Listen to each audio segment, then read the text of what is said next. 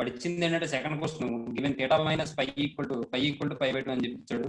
దీని నుండి theta equal to pi by 2 plus pi అని తీసుకున్నాను. ఎందుకు అలా తీసుకున్నాను అంటే నాకు సమ్మ పెద్ద అయిపోతుంది లేకపోతే, అందుకనే థీటాను కాస్త ఏం చేశానంటే పైలో మార్చుకున్నాను.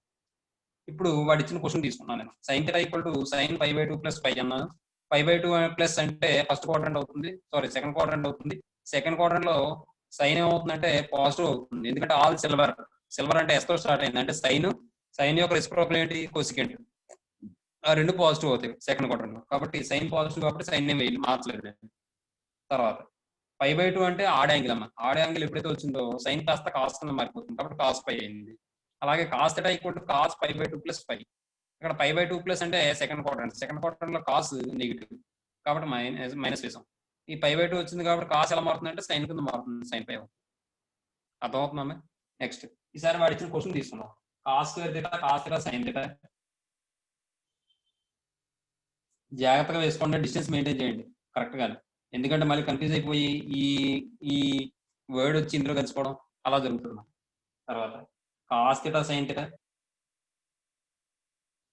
Next sine square theta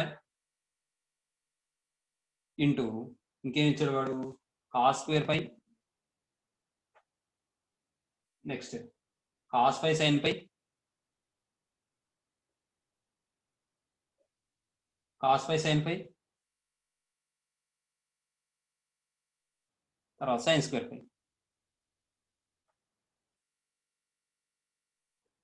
equal to. మీరు మాత్రం నోట్స్ లో పక్కనే ఈక్వల్ పెట్టి రాసుకోండి, లేదంటే అక్కడ కూడా ప్లేస్ లేకపోతే మీరు కింద ఈక్వల్ పెట్టుకుని రాసుకోండి.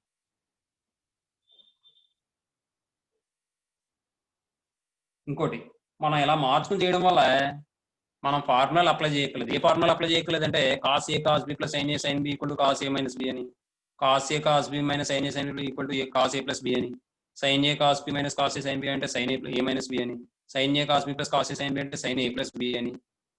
అవి ఆ ఫార్ములా అప్లై చేయకుండా చేయొచ్చు. ఇక్కడ చూద్దాం. కాస్ స్క్వేర్ థీటా అంటే ఏం రాసుకోవచ్చామా? చెప్పండి. Minus sine pi whole square, అవునా? అలాగే కాస్ థీటా అంటే మైనస్ సైన్. అలాగే సైన్ థీటా అంటే కాస్. తర్వాత కాస్ థీటా అంటే మైనస్ సైన్ పై. అలాగే సైన్ థీటా అంటే కాస్ పై. సైన్ థీటా అంటే cos pi whole square into ఇది యాజ్ ఇట్ ఈస్ గా రాసాం. Cos square phi, cos pi sine pi, cos pi sine phi, sine square phi. కాబట్టి ఇది మనం simplify చేస్తే మైనస్ ఉంది కాబట్టి ఇక్కడ స్క్వేర్ ఉంది కాబట్టి మైనస్ కాస్త ఏమవుతుంది ప్లస్ అయిపోతుంది అమ్మా. పవర్ లో ఈవెన్ నెంబర్ ఉంటే ప్లస్ అయిపోతుంది కదమ్మా, కాబట్టి ఇది సైన్ స్క్వేర్ పై అవుతుంది. ఇదేమో మైనస్ సైన్ పై కాస్ పై అవుతుంది. ఇదేమో మైనస్ సైన్ పై కాస్ పై అవుతుంది. ఇది కాస్ స్క్వేర్ పై అవుతుంది. తెలుసు కదా, ఇది కాస్ పై హోల్ స్క్వేర్ అంటే కాస్ స్క్వేర్ పై అని తెలుసు కదా మీకు. డౌట్ ఏమైనా ఉందా?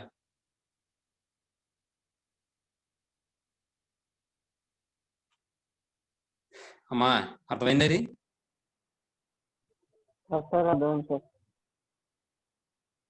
మిగిలిన మాట్లాడలేదంటే అమ్మాయిలు ఉన్నారా?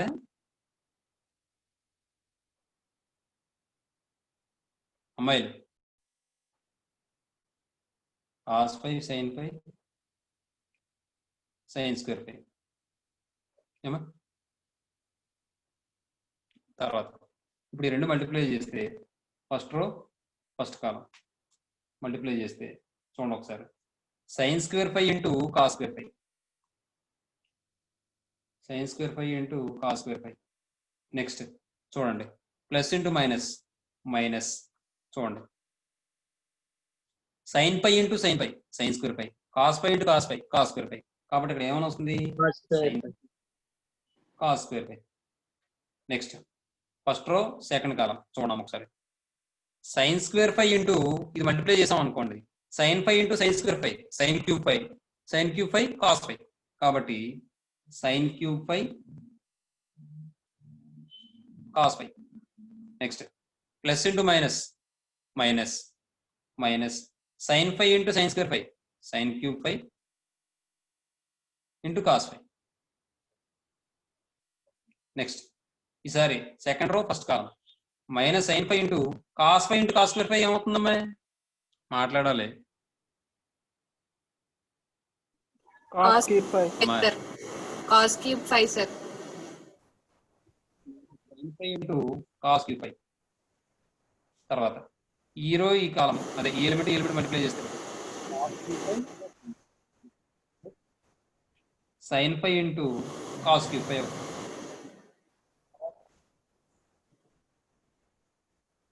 Minus sin square phi into cos square phi plus చూడండి ఈ రెండు మల్టిప్లై చేస్తే sin square phi into cos square phi. ఇప్పుడు ఈ రెండు క్యాన్సిల్ అయిపోతాయి, ఈ రెండు క్యాన్సిల్, ఈ రెండు క్యాన్సిల్, ఈ రెండు క్యాన్సిల్ అవగానే మనకి ఏమైనా వస్తుందంటే 0 0 0 0 0 0 0 0. అర్థమైందా? దీన్ని మనం సింపుల్గా ఏం చేస్తాం, 0 అని రాసేస్తాం, 0 అని రాసేస్తాం అంతే. నెక్స్ట్ తర్వాత క్వశ్చన్ చూడండి.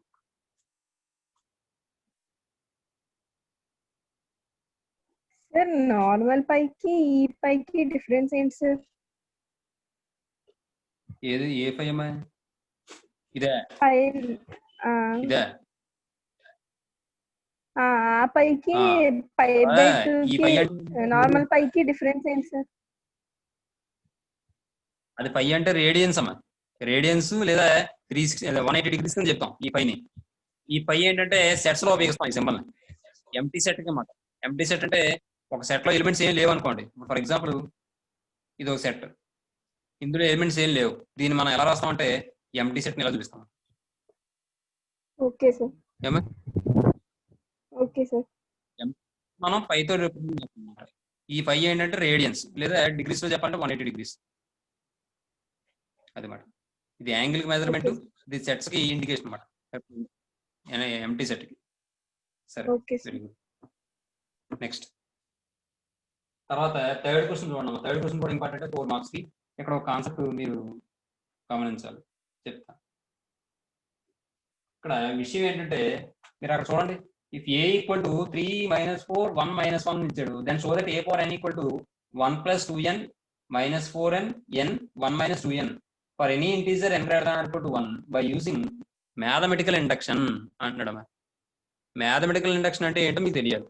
ఆ లెక్క ప్రకారం ఏంటంటే మీకు థర్డ్ చాప్టర్ మ్యాథమెటికల్ ఇండక్షన్ అది తీసి పడేసాడు ఈ సంవత్సరం కరోనా దెబ్బ. అర్థమవుతుందా? సెకండ్ చాప్టర్ మ్యాథమెటికల్ ఇండక్షన్ అది తీసి పడేసాడు మీకు కరోనా దెబ్బ. లేదంటే అక్కడ మ్యాథమెటికల్ ఇండక్షన్ అంటే ఏంటో తెలిసేది. సరే చూద్దాం ఒకసారి. విషయం ఏంటంటే ఇక్కడ ఆన్సర్ కాదు, ఇది ఎక్స్ప్లెనేషన్, ఇది మీరు రాయక్కర్లేదు, ఇప్పుడు చెప్పబోయేది ఒకసారి వినండి. ఇప్పుడు విషయం ఏంటంటే 1 + 2 ఎంతమ్మా?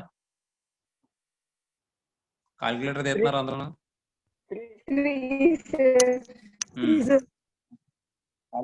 కంగారు పెట్టకుండా నన్ను, ఎందుకంటే నాకు చూస్తే భయం, కాల్కులేటర్ చూస్తే భయం. మీరు కాల్కులేటర్ తీస్తారు వెంటనే కొట్టండి. ఇప్పుడు చూడండి, 1 + 2 3. నెక్స్ట్ 1 + 2 + 3 ఎంతండి? 6. తర్వాత 1 + 2 + 3 + 4 ఎంత? 10 అనేది చెప్తారు. ఇప్పుడు 1 + 2 + 3 + 4 + and so on + 10 ఎంత?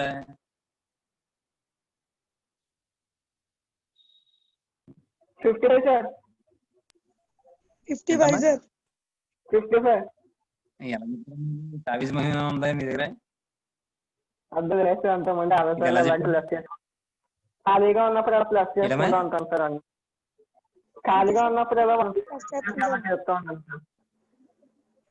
ప్లస్ చేస్తా ఉంటావా సార్? మీకు 10th లో ఉందమ్మా? లేదు కదా? లేదు సార్. ఏమై అయితే ఓ పని చేయండి, అయితే 1 + 2 + 3 + so on + 50 ఎంత చెప్పండి? 50 సార్.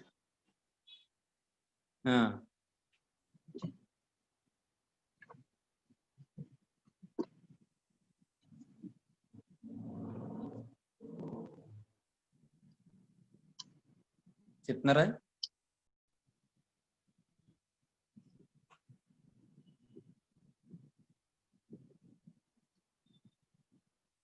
One 275 sir. ఎలా చేస్తారు? Calculator వస్తుంది.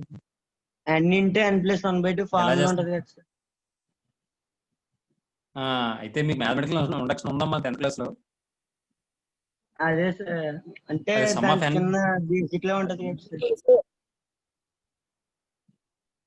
అంటే ప్రూఫ్ లేదు కానీ ఆ ఫార్ములా అయితే ఉంది సార్.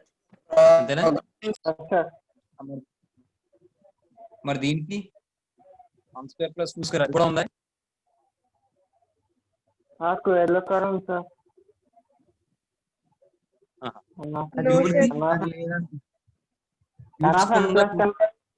ఉంటుంది సార్. ఏంటమ్మా? ఎప్పుడో చదివినట్టు గుర్తు సార్ అది. ఏంటమ్మా? ఇప్పుడు ఇది ఎంత అవుద్ది? 5 sir 5. 1 square plus 2 square plus 3 square ఎంత అవుతుంది? 14 sir. 14 sir. 1 square plus 2 square plus 3 square plus 4 square ఏమవుతుంది? 30 sir. 30. 1 square plus 2 square plus 3 square plus and so on plus 10 square ఏమవుతుంది?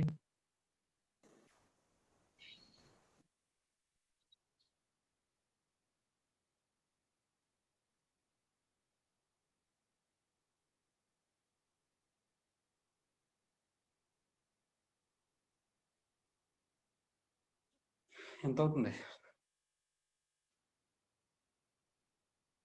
385 సార్. 385. దీనికి కూడా ఫార్ములా ఉంది అయితే మీకు? అది గుర్తులేదు సార్ మరి ఫార్ములా. ఫార్ములా ఏంటంటే ఇదమ్మా, n into n plus 1 into 2n plus 1/6 అన్న ఫార్ములా. ఇప్పుడు ఇందులో సబ్స్టిట్యూట్ చేస్తే n అంటే ఇక్కడ ఎన్ని నెంబర్స్ ఉన్నాయంటే 10. చూడండి 1 నుంచి మొదలుపెట్టి 10. కాబట్టి 10 into 10 plus 1 into 2 into 2n plus 1 అంటే 2 into 10 plus 1. 2 into 10 plus 1 by 6. 10 into 10 plus 1 అంటే 11 ఇంటూ 2 ప్లస్ 20 ప్లస్ 1 అంటే 21 బై 6. 3 2 0 3 7 0 2 5 0 అంటే 7 5 0 ఎంత 35. 350. 350ని 35 ఎంత 385. కరెక్టే. అయితే ఇక్కడ విషయం ఏంటంటే మీకు ఫార్ములా ఉంటుంది ఏంటంటే అది 1 plus 2 plus 3 plus and so on plus n equal to n into n plus 1/2 అని ఉందనుకోండి. అంటే ఇక్కడ n ప్లేస్ లో మీరు ఎంత పెట్టుకున్నా సరే అక్కడ ఎంత పెట్టుకున్నారో ఆ వాల్యూ ఇక్కడ పెట్టుకుంటే మీకు ఆన్సర్ వచ్చేస్తుంది. For example 1 plus 2 plus 3 plus and so on plus 10 అన్నారు అనుకోండి, అంటే 10 టర్మ్స్ యొక్క సమ్.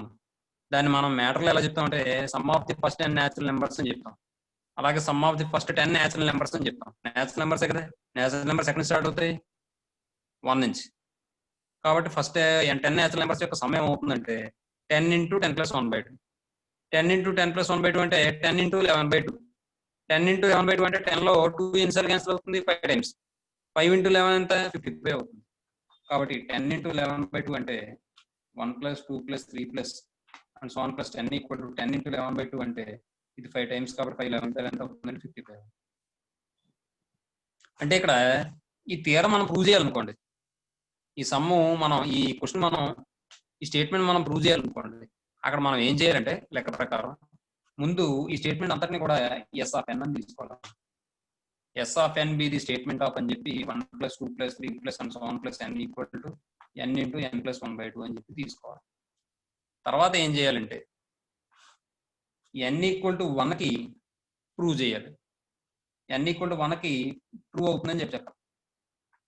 ఎస్ ఆఫ్ ఎన్ అనేది S of n is true for n equal to 1 అని చెప్పాలి. S of n is true for n equal to 1 అని చెప్తాం. మరి n ఈక్వల్ టు 1కి ఎస్ ఆఫ్ n అనేది ట్రూ అని ఎలా చెప్తాం అంటే ఇక్కడ LHS ఈక్వల్ టు RHS అని చెప్పి ప్రూవ్ చేయాలి. ఇక్కడ చూడండి, ఫస్ట్ n ఈక్వల్ టు 1 అయింది అనుకోండి, LHS ఈక్వల్ టు ఏమవుతుంది చెప్పండి?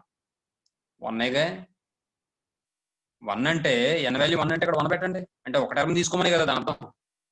అర్థమైందని నేను చెప్పింది? Yes sir. Yes sir. కాబట్టి n ఈక్వల్ టు 1 తీసుకున్నాం అంటే ఒక టర్మే తీసుకోమని, n ఈక్వల్ టు 2 తీసుకున్నాం అంటే 2 టర్మ్స్ యొక్క సమ్ తీసుకోమని, n ఈక్వల్ టు 3 తీసుకున్నాం అంటే 3 టర్మ్స్ యొక్క సమ్ తీసుకోమని. కాబట్టి n ఈక్వల్ టు 1 తీసుకున్నానంటే ఒక టర్మే తీసుకోమన్నాను. ఫస్ట్ టర్మ్ ఏంటి? 1. కాబట్టి LHS ఈక్వల్ టు 1 అవుతుంది. ఈసారి RHS చూడండి. RHS అంటే n ప్లస్ 1 రాయండి. 1 రాస్తే 1 ఇంటూ 1 ప్లస్ 1/2. 1 ప్లస్ 1 అంటే 2 కదా, 2 క్యాన్సిల్ అయిపోతే 1 వచ్చిందా లేదా? కాబట్టి LHS ఈక్వల్ టు RHS అయిందా లేదా? therefore LHS equal to RHS గా, అవునా? కాబట్టి ఇక్కడ మనం ఏం చెప్తాం అంటే therefore S of n is true for n equal to 1 అని చెప్తాం. ఇంకో విషయం, ఒక థీరము మనం ఉపయోగించాలి అంటే అది ఖచ్చితంగా అన్ని సందర్భాల్లో కూడా అది ట్రూ అయి ఉండాలి, అంతేగా? ఏ ఒక్క సందర్భంలో అది ఫాల్స్ అయినా సరే ఆ థీరం మనకు ఉపయోగపడుతుంది, తీసి పడేస్తాం. అర్థమవుతుంది అమ్మ చెప్పింది? అర్థమైందే? ఒక థీరంని మనం ఒప్పుకోవాలి అన్ని కండిషన్స్.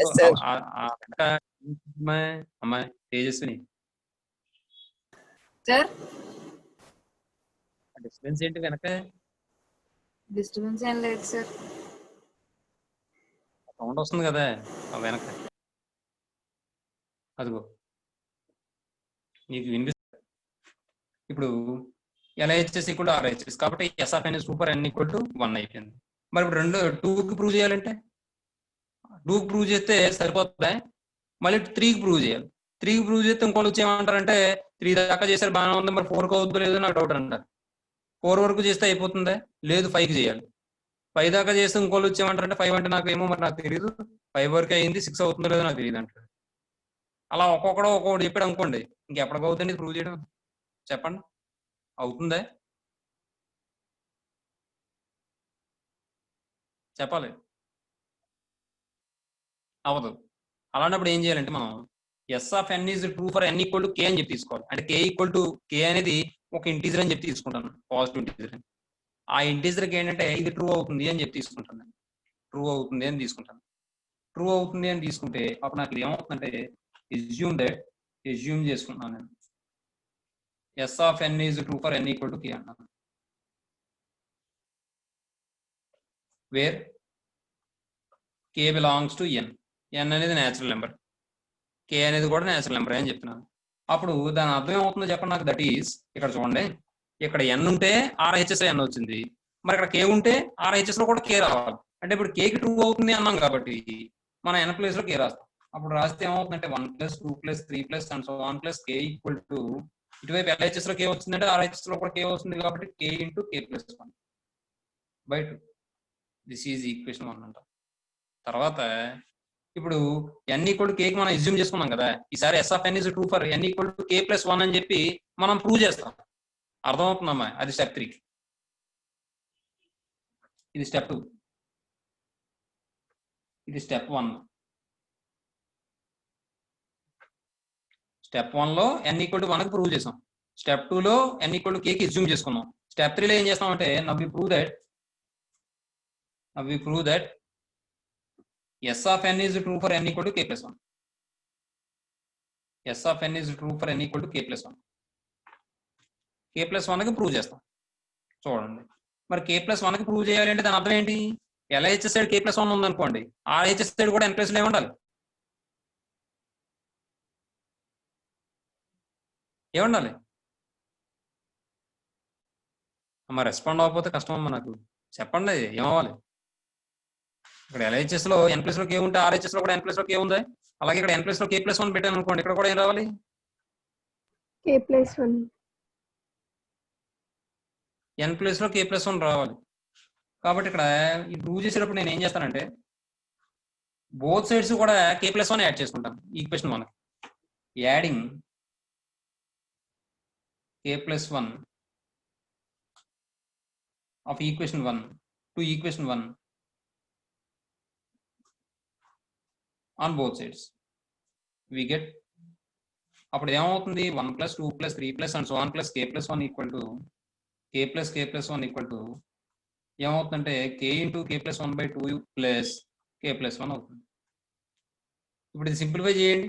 సింప్లిఫై చేస్తే ఎల్సిఎం ఏమో 2 అవుతుంది. ఇదేమవుతుందంటే k × k + 1 ప్లస్ 2 × k + 1 అవుతుంది. ఎల్సిఎం వచ్చు కదమ్మా చేయడం చెప్పనా అమ్మాయి ఎల్సిఎం 2 అవుతుంది తెలుసుగా 2కి 1కి ఎంత ఎల్సిఎం 2 అవుతుంది. మరి ఇక్కడ 1 ఉంది కాబట్టి ఈ 1 ఎల్సిఎం లో ఎన్నిసార్లు పోతుంది 2లో 2 టైమ్స్ క్యాన్సిల్ అవుతుంది కాబట్టి 2 × k + 1. ఇప్పుడు ఈ రెండిట్లో k + 1 కామన్ తీయండి k + 1 × k + 2/2. దీన్ని మళ్ళీ మనం ఎలా రాయొచ్చు అంటే k + 1 × k + 1 + 1 అని చెప్పి రాయొచ్చు /2. ఇప్పుడు ఒక్కసారి మీరు ఇక్కడ RHS చూడండి RHS లో ఏముంది చెప్పాలి మాట్లాడాలమ్మా.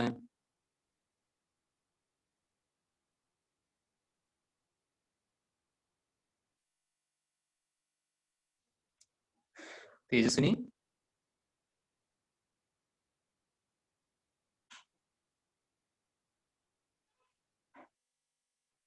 మీరు చెప్తే నేను త్వరగా వెళ్తాను నెక్స్ట్కి. n ప్లేస్ లో ఇక్కడ ఏముంది ఇక్కడ ఏముంది RHS లో ఏముంది టర్మ్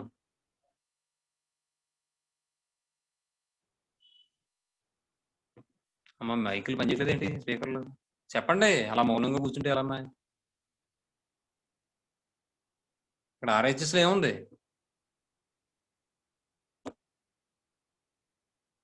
RHS లో టర్మ్ ఏముందమ్మా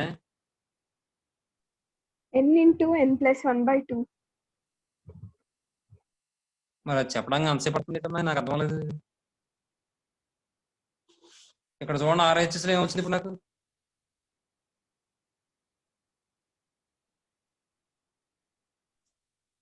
Sir, RHS లో blur గా ఏమొచ్చిందమ్మా ఉంది ఇక్కడ sir. అందరికీ అలాగ ఉందా అమ్మ నా వాయిస్ వినిపిస్తుందా మీకు అభిరామ్?